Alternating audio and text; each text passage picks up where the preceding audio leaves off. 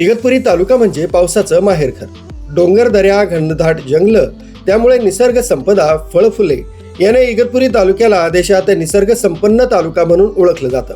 April, मे, जून या 3 महिन्यात डोंगराची काळी मैना म्हणून ओळख असलेली करवंद आदिवासी महिला डोंगर दऱ्यात जाऊन ती खुडून आणतात आणि मुंबईला विक्रीसाठी नेतात. मुंबई ही जागतिक बाजारपेठ असल्यानं तसंच मैनेला चांगला भाव मिळत असल्यामुळं महिला भगिनी मुंबई परिसरात विक्री करून आपल्या संसाराला हातभार लावत असतात.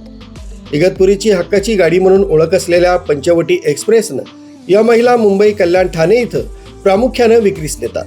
काराची वाडी येथील महिलेनं या प्रसंगी आपलं मनोगत व्यक्त केलं.